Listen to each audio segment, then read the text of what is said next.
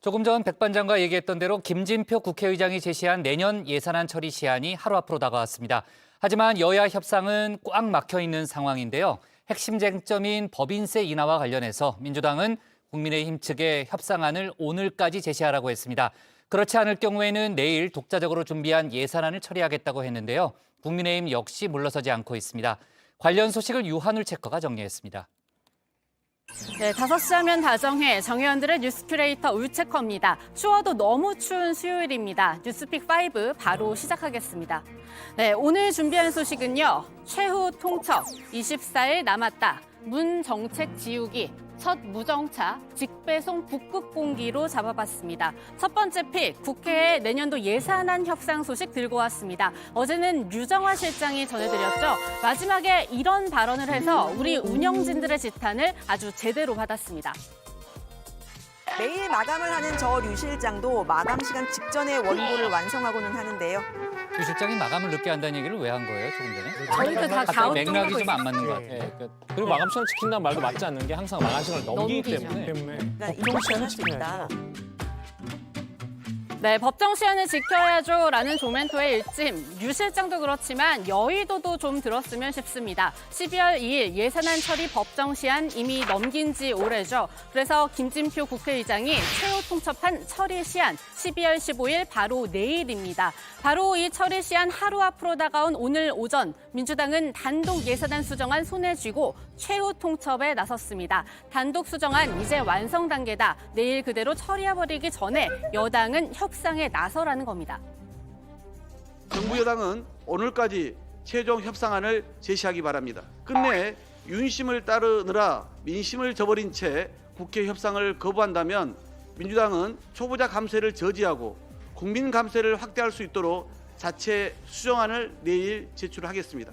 내일은 예산안을 반드시 처리해야 하므로 데드라인은 분명히 오늘까지입니다.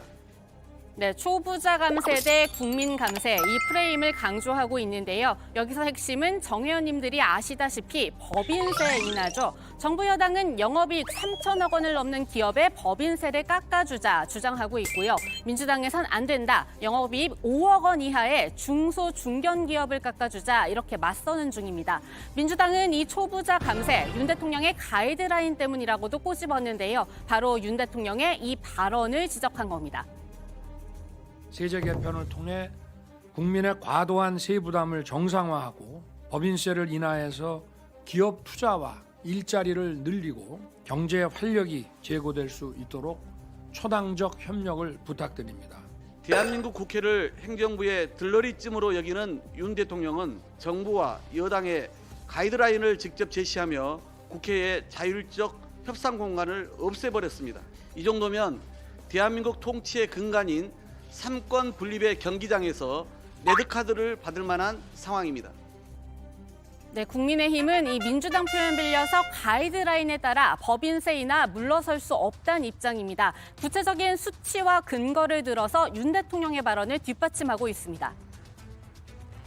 대한민국이 이 법인세가 대기업을 중심으로 해서 25%인데 지금 OECD 국가 중에서 우리가 7위 정도로 높거든요. 또 반도체를 경쟁하고 있는 대만이 20%예요. 근데 저희가 27.5%잖아요. 그렇기 때문에 첫 번째는 세계와의 경쟁을 위해서도 이게 필요하다. 탈중국하는 기업들이 많은데 이거를 대한민국이 좀 유치하려면 세금을 좀 깎아줘야 올 거 아니겠습니까?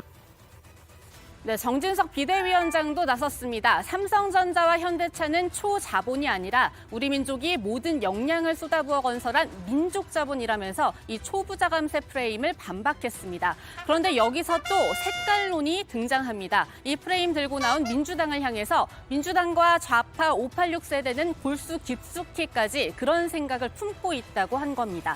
사실 민주당이 이번 독자 수정안에 숨겨놓은 치트키, 이른바 윤석열표 예산 삭감입니다. 정부 여당이 절대 받아들일 수 없죠. 이 내용을 넣어서 협상장에 앉히고 이 예산 삭감 안 할 테니까 우리 요구도 들어달라는 식의 전략을 세웠던 걸로 보이는데요.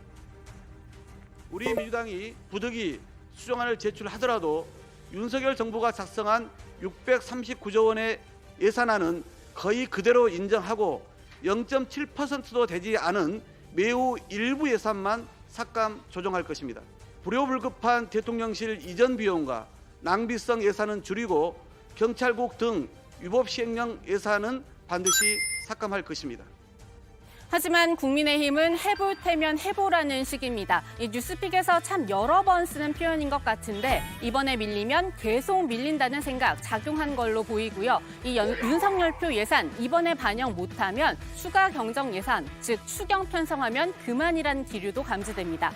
거기에 협상 막판에 여야 의원 가릴 것 없이 밀어넣는 이 지역구 예산 못 챙기면 우리보다도 의원 수 많은 너네 손해라는 생각이라고 하는데요.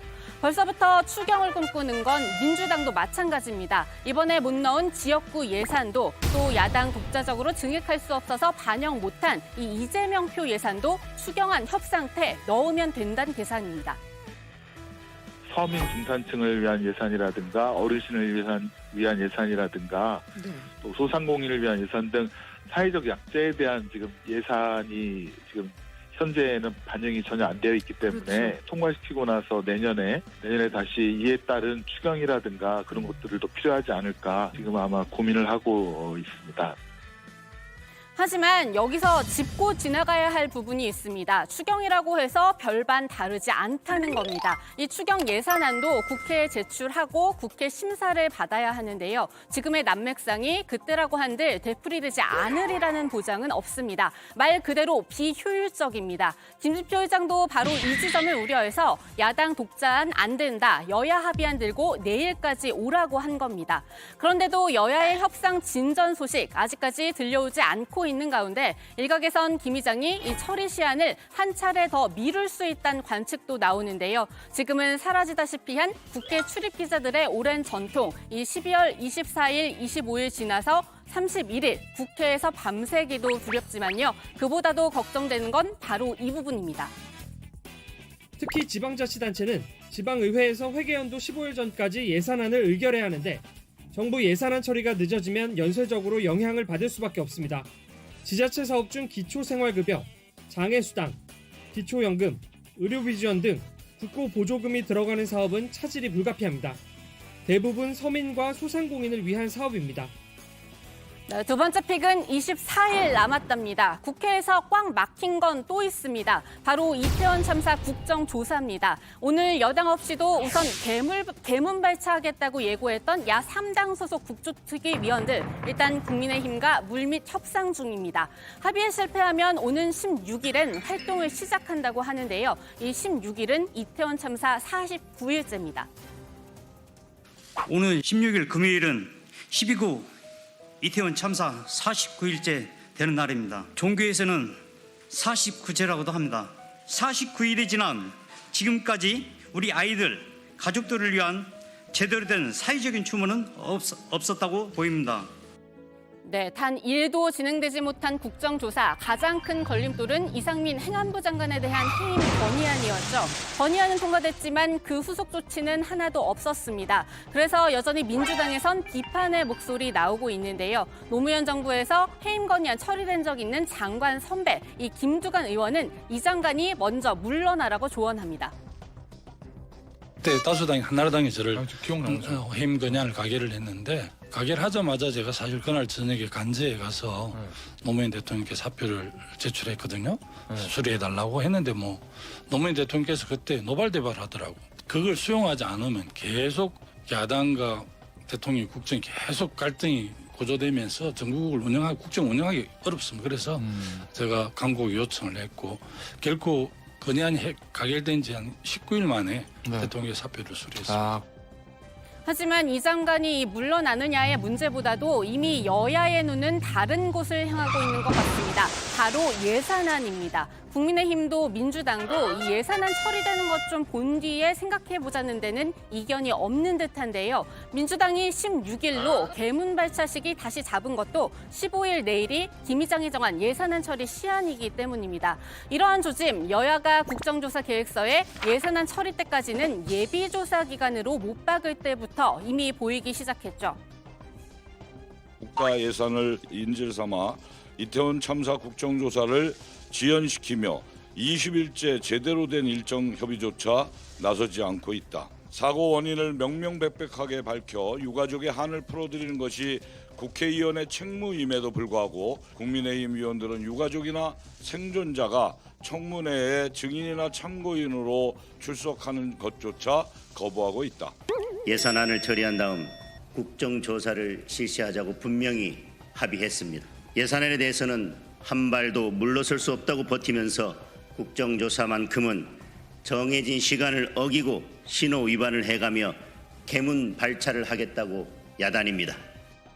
그러는 사이 시간만 계속갑니다. 여야가 정한 국정조사 기간 이제 24일 남았습니다. 그런 가운데 그제 한 10대 생존자는 스스로 목숨을 끊었습니다. 모두에게 마음의 생채기로 남은 이태원 참사입니다. 그 상처에 상처를 더하는 일은 더 이상 없어야 할 것 같은데요. 이번 국정조사 반대한 시대전환 조정훈 의원의 우려는 국정조사를 시작하기도 전부터 현실이 되고 있습니다.